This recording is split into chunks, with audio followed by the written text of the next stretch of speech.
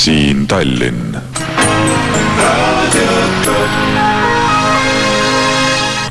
Ignition. 90.6 FM, Radio Top. Trajectory looks good.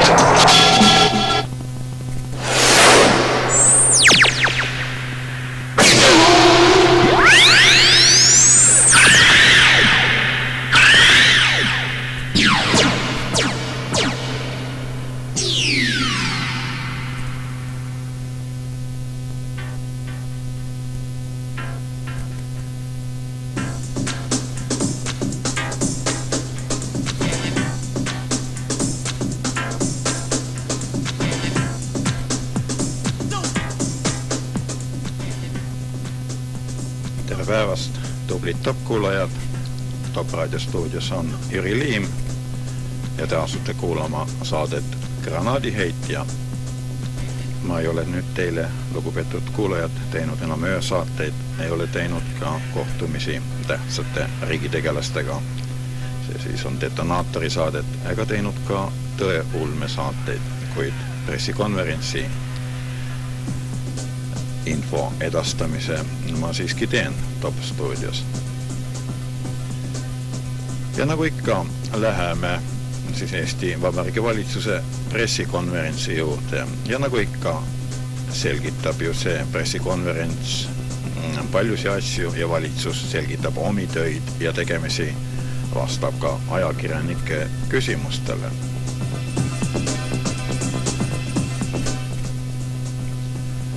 Täna aga oli valitsuse pressikonverentsi laud nagu omapärane. Keegi oli toonud sinna lilled, nagu lilled stuudiosse. Ja televisioonimehed ikka mõtlesid pead, et ei tea, milleks need lilled siis ikka täna on. Kuigi põhjus võis olla üsna proosaline. Vast oli mõni pressikonverents, aga arutleti niimoodi. Tule taevas appi. Täna ju 7. mai, aga see on ju televisiooni ja raadiopäev, aga oli see siis raadiopäev Nõukogude Liidus.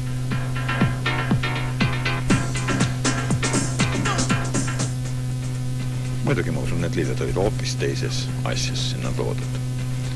Täna oli kohal aegsasti teede- ja sideminister härra Kukk. Veidi hiljem saabus härra peaminister ja ajakirjanikele teadvustati. Härra Vähil on aega ainult pool tundi, kuna peab minema Saaremaale. Ja see on hea, kui võim käib rahva juures ja neid maid meil ikka jätkub. Veel on ju Hiiumaa, Kõrvemaa, Paganamaa. Nii et mitte alati ei pea sõitma Saksa või Inglismaale, omad maad ka kenad.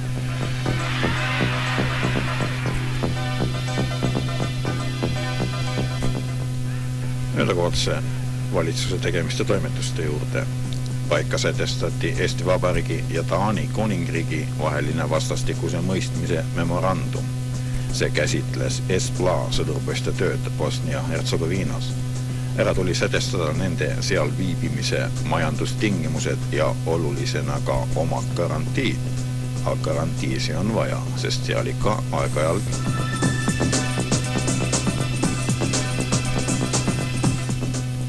ma usun, et garantiide hulka käivad ehk ka nende vingumised. Ja teise punktina Eesti põllumajandus viidi vastavusse Euroopa Liidu nõuetega, lähtuti valgest raamatust. Selles ja teises küsimuses ma ei oska midagi täpsemat öelda, kuna pressikal oli tempo peal. Seega jäi momendil selgusetuks meie valge raamatu põllumajanduse tulevik. Aga võib-olla oleks õigem öelda punase raamatu põllumajandus.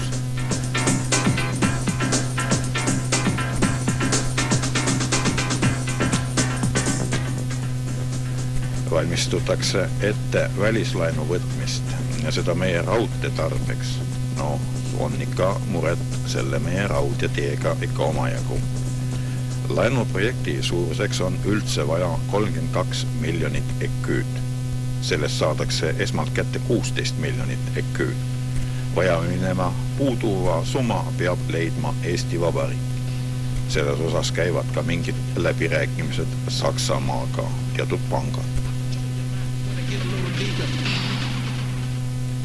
Härra Kukk selgitas, laenu tasumise tähtaeg on 30. november 2013. aasta, seega siis 18 aastat. Esimesel 5 aastal tasutakse intresse Esimene laenuosaku tagastamine aga saab teoks aastal 2001 ja siis 31. mail. Nii et laenuandjad on optimistid. Vähemalt, et Eesti Vabariik ilmselt püsib siis 18 aastat. Kasutatakse seda 16 000 küüd Tapa Jõhvi, venelased nimetavad IFI, raudtee rekonstrueerimiseks. Vahetatakse rööpaid liipreid, kohendatakse tammi. Selle kohta öeldi täis uuendamine. Kas see meie raudtee nüüd sellel lõigul kõige kehvem on, eks seda oskavad täpsemini öelda spetsialistid. Selgitati ka Mõisaküla liini saatus. Härra Kukk leidis, et Lätil ja Eestil selle liinil ei ole vaja 2 raudteed. Omad kaubud aga saame niigi veetud. Nii et Mõisakülaga aamen.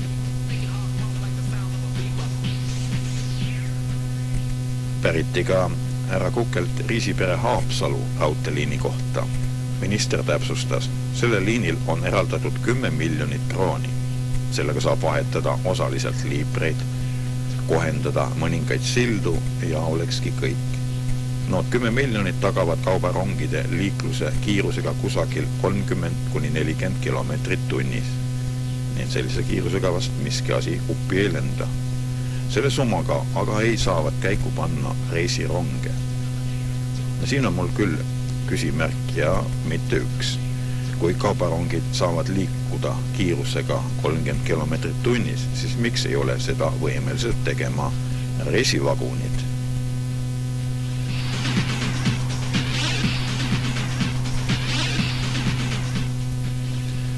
Soovisin teada saada ka trammi, trolli ja elektrirongide eeldatavat hinnatõusu. Eelmine kord jäi ju saamata, siis pärisin edasi.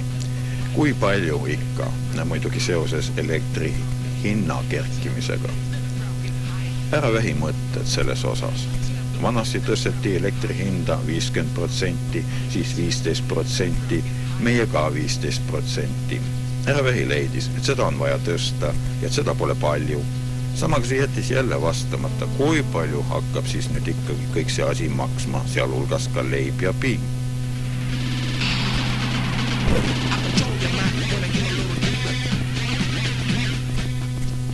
Härra Kukk selgitas omalt poolt, kui palju hakkab maksma Tallinnas troll ja tramm.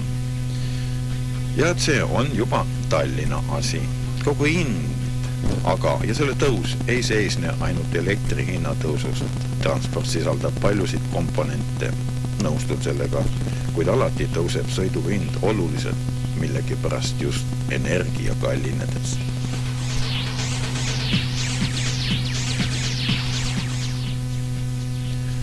Vastas ära minister ka elektrirongide kohta pea samuti.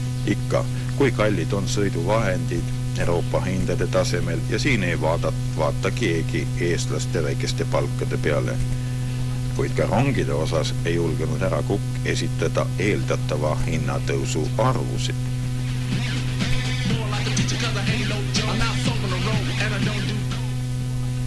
Kõigega võib ju kaudselt nõustuda, ainult et raudteel on endiselt vene võim, vene lohakus, vene personal, paljuski vene keel ja üks peamine. Personalid on raudselt üle paisutatud, sest kes neid venelasi julgeb ikka töölt lahti lasta. Üks mees mulle selgitas, teostas kontrolli liiprite vahetamise maksumuse osas. Jalutas ka ise liiprite vahel. Ühe liipri vahetamise maksumus pidi olema raudtee andmetel kusagil 500–550 krooni, see on siis liiper. Kontrollija aga teadustas. Kuidas ma ka ei arvesta, ei arvuta, ikka tuleb 10 korda vähem, seega 55 krooni. Kui see arvestamine on õige, siis on see ainult üheks näiteks, kuidas selles raudteekultuuris saaks kokku hoida.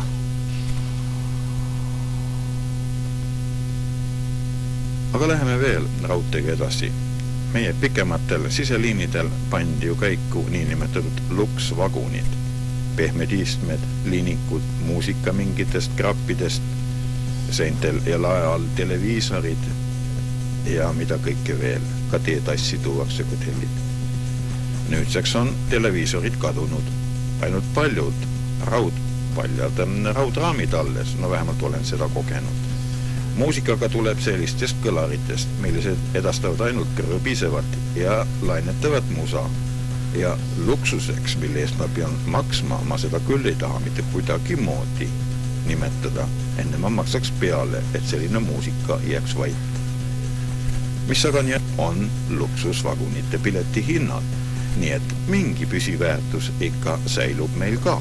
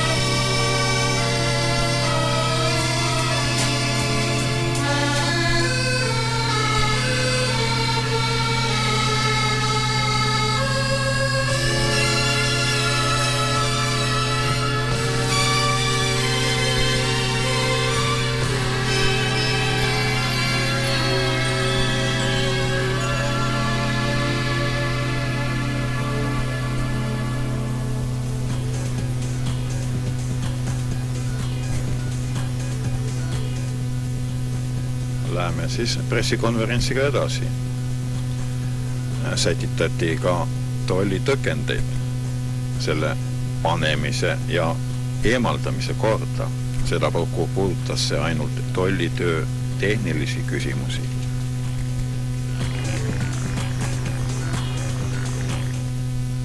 Aga eks meil tolliga ole ikka oma jagu häda, kuidas ikka pääsesid omal ajal läbi kurdid, kuidas pääsevad läbi need relvad, nii et seal oleks mida paika panna ja üsna tublisti mida paika panna.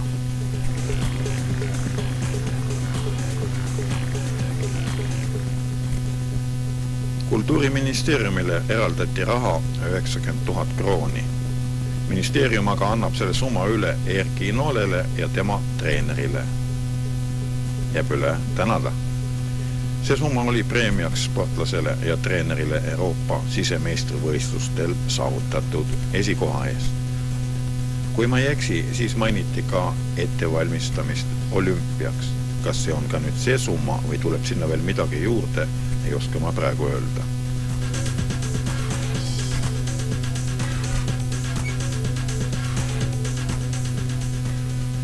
Omaette probleemid olid, nagu selgus Halinga vallavalitsusega. summade eraldamisega, et nad saaksid vallale osta Libatse algkooli lasteaia hoone.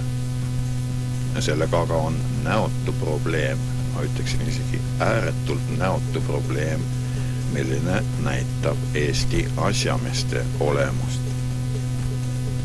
Omal ajal ehitas selle kooli kolhoos, kolhoosid suured ja tublid. See aga on nüüdseks ümber kujundatud ühistuks. Ühistu aga on hoopis midagi muud. Too tubli ühistu aga tahab koolist lapsi välja kupatada, et panna maja raha teenima. Ja ometi õppisid seal ümbruskonna lapsed ja õpivad edasi ja mine tea, ehk ka mõni väljakupataja. Ärikasumid aga ei anna häbeneda välja, mis muud.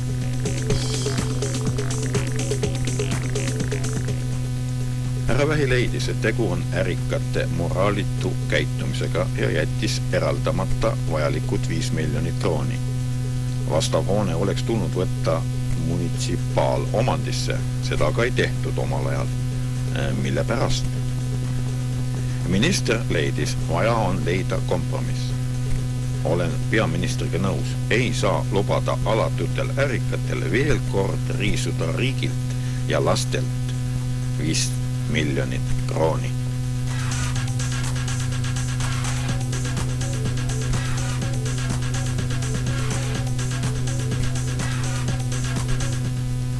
Paika üritatakse panna Eestis tegutsenud teiste riikide julgeoleku ja luureorganisatsioonide materjalide kogumise, arvele võtmise, säilitamise ja kasutamise kord. Selleks esitati seaduse muutmise eelnõu arhiivindusest ja arhiiviameti ümberkorraldamisest. Eelloetlud tekst pani mind küll kõrvu kikitama ja kangesti tahtsin ühte ja teist ja kolmandat küsida. Saime teada, see ongi ümberkorraldamine. Arhiiviamet likvideeritakse ja asjad lähevad üle Riigikantselei pädevusse. Usun, et ainult selles küsimuses võib olla.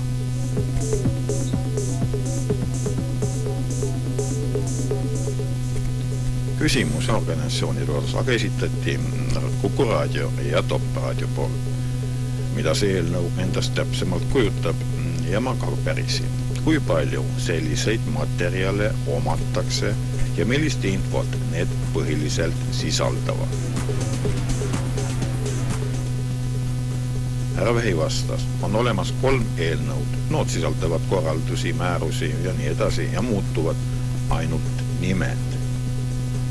Muus osas, paljususes ja sisus ma ei oska midagi öelda. Usun, et paljuski nood materjalid sisaldavad riigisaladusi, milliseid mul puudub informatsioon. Minu jaoks üsna kummaline vastus.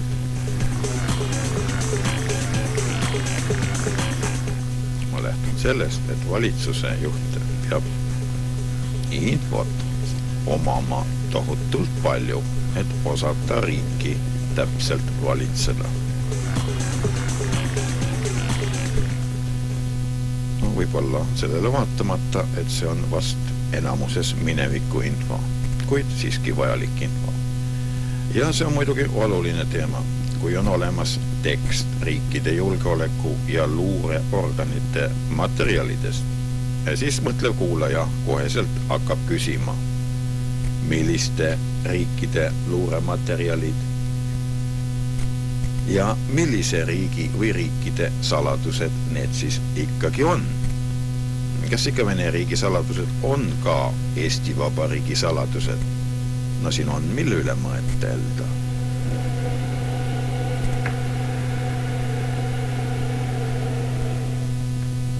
Päriti ka härra peaministri Vispis olemise kohta. Kuidas olid seal lood venelastega?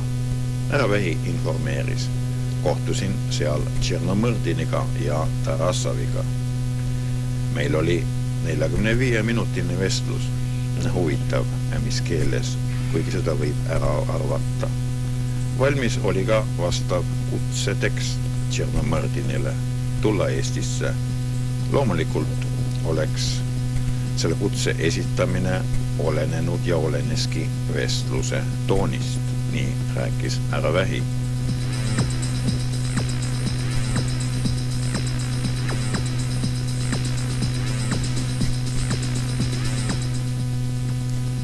Järvehi jätkas. Esitasin selle kutse Tšernomõrdinile ja tema võttis vastas küllakutsele suuliselt. Usun, et Tšernomõrdiniga kokku leppida on kergem kui mõne suure delegatsiooniga. Loomulikult oleneb, milles kokku leppida. Ja muidugi oleneb külaskäik härra Vähi arvates ja ma sellega ka nõustun suuresti Venemaal toimuvatest olevatest valimistest. Kui pääsevad võimule meile vastuvõetamatu käitumise ja avaldustega isikud, siis jääb küllatulek nüüd küll ära.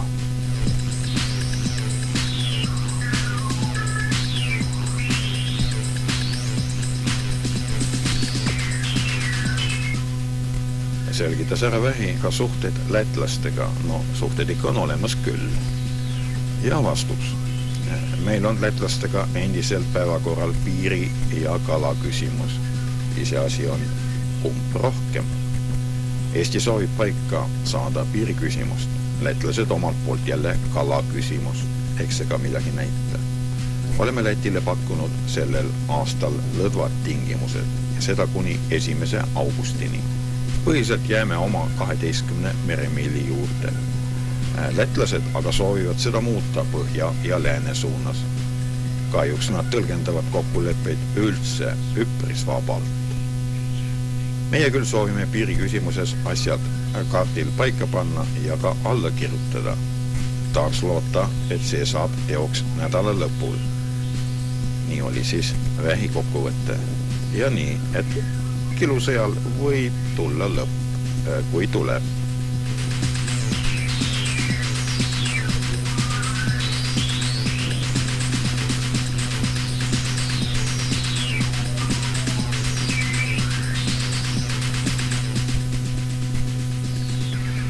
Ja veel küsimusi.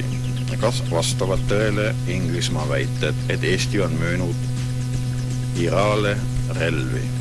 See on siis Iirimaa vabastusrindele. Härra Vähi vastus. Ma ei tea, mul sellised andmed puuduvad. See aga on Eestile üldse valus küsimus. No vast mäletab ja kuulaja olukorda, kui Eestis tabati konteiner Makarovi püstolitega. Tol ajal käisid ja ka hiljemgi siin lamenti tegemas Iisevski mehed. Andke aga tagasi, saadame ka edasi. Selles konteineris oli olnud 15–17 000 püstolit. Aga sihtpunkt oli Inglismaa. Tol ajal räägiti ühest konteinerist, ühest vabatud konteinerist, kuid liikus info ka teisest konteinerist, milline vabalt minema sokutati. On alust arvata edasi. Iraaga ei ole piirdunud ainult sellega. Relvi võib veelgi olla.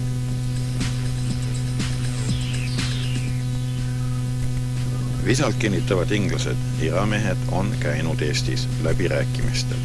Inglased ähvardavad esitada selle kanali relvaääri kohta tõendeid. Inglismaa kohta aga on raske öelda Venemaa provokatsioon.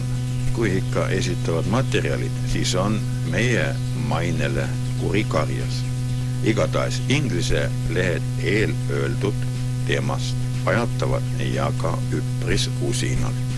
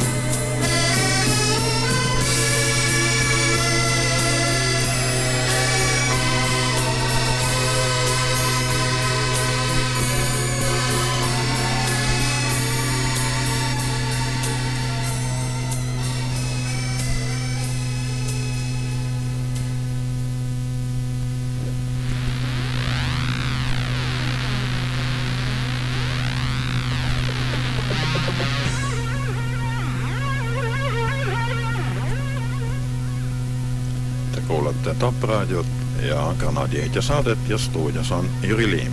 Läheme valitsuse pressikonverentsiga edasi. Tooksin teieni, lugupeetud kuulajad, veel ühe teema, mille kohta pärisin ka härra Vähil. Teatavasti eile esinesid raadios parlamendisaadikud Petlemmi ja Tamm. Tekst kõlas kokkuvõtlikult nii. Kui NATO esitab meile liikmeks saamise tingimuses õiguse paigutada meie territooriumile tuumarelv, siis me peame sellega nõustuma. Pärisin ära Vähilt just tuumarelva, NATO tuumarelva paigutamise kohta Eesti pinnale. Ainult tema isiklikku arvamust selles osas, kuna härrased saadikud ennast niimoodi väljendasid. Enne kui me jõudsin küsimusega lõpetada, hakkas härra peaministril kärama ja väga närviliselt vastama. Ma ei ole teda niimoodi ennem näinud. Ma ei saa aru, miks seda NATO-t ometi kogu aeg torgitakse. Me ei ole sinna astunud ja NATO on kaitseotstarbeline organisatsioon. Ja mul on niisugune tunne, et ma kuulan kogu aeg ühte ja sama plaati. Kuidas võib arutada küsimusi enne sinna astumist? Kui astume ja kui nõutakse, siis arutamine. Siin on muidugi loogiline iva on sees, nii ta tõesti on. Kuid ma küsisin, miks härrased niimoodi vastasid meie raadios ja mida see siis tema arvates peaks tähendama, aga võta näpus. Aga hiljem siiski ta lisas. Mul on tunne, et Eesti peab end suurriigiks, et sama suureks kui USA. Ja nüüd ma siis tõlgin seda mõtet. Ilmselt on see siis niimoodi, et me oleme pisikene riik, mis meile öeldakse, seda me peame tegema. Aga teistmoodi ma tõlkida ei oska. Ja ma kordan üle ja ometi tahtsin ma ainult kuulda arvamust, kuna nii avaldasid omi mõtteid parlamendi liikmed. Pärisin selle kohta arvamust ka Riigikogu saadikul riigikaitsekomisjoni liikmel härra Jüri Põllul. Ja ma usun, vastas ta, et NATO mitte kunagi ei paiguta oma tuumarelvi Eesti pinnale. Ei teeda seda ka taktikalise tuumarelva osas. Taoliste asjade siia paigutamine oleks strateegiline ja taktikaline lollus. Ma nõustun oma kaimu sellise avaldusega.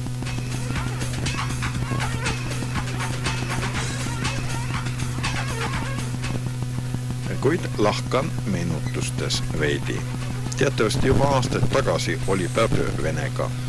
Neid kontakte tol ajal sõlmiti salaja. Ja keegi tahtisegi nende kontaktide olemasolu uskuda. Esitasin siis üles versiooni ja seda lähtudes just NATO seadustest, millised puudutavad just täisliikmetest riike. Juhul, kui Venemaa kuulub koos meiega NATOsse, siis vastavalt lepingutele oleme me kohustatud nõudmise korral paigutama meie territooriumile teiste riikide vägesid ja koos kõige selle träniga, mida nad suvatsevad kaasa võtta. Seda ka seoses Venemaaga. Muidugi, kui ta on NATO liige. Aga võib ka juhtuda nii.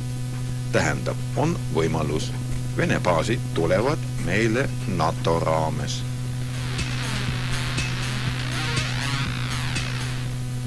Need on puhtalt loogilised oletused ja mitte ilma aluseta. Sama puudutab ka tuumarelva. Kui ikka NATO nõuab, siis oleme kohustatud. Selles on Petlemil ja härra Tammel õigus. Ise küsimus on, kui selline tingimus esitatakse täisliikmeks saamisel, siis visatakse küll teatud määral meie maa ja rahva saatus tuumakaaludele.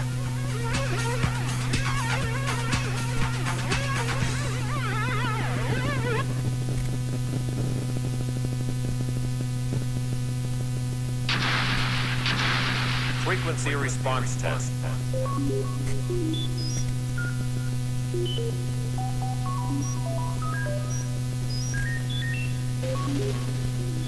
Ja see on kahe otsa mäng. Kui meil on tuumarelv, siis venelane meid teatud määral pelgab. No kuidagi nii. Eestlastest kamikaansed hukkuvad ise, kuid jõuavad midagi teha ka venelastele. Teine vorsti ots on tuumasõja või üldse sõja korral rünnatakse alati tuumaarsenali, ka aatomi elektrijaama. See on sõjateaduses nagu aamen kirikus. Eks ikka, et arsenali hävitada ja teha elektrijaamadega topeltplavatus, saastatus issand missugune.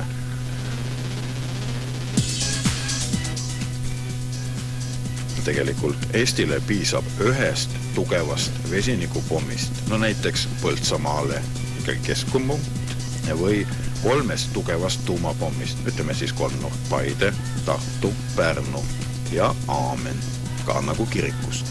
Ja veel, kui venelased on NATOs, siis tekib üles küsimus, kes on selle sõjalise liidu vaenlased?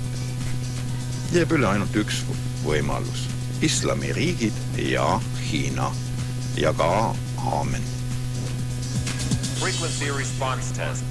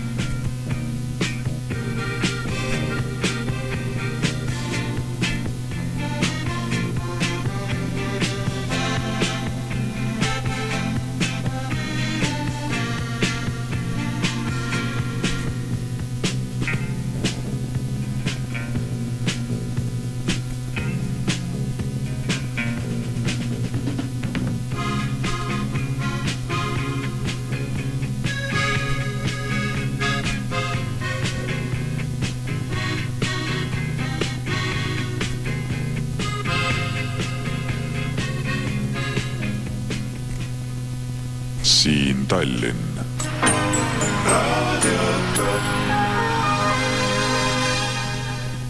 90.6 FM, Radio Dome.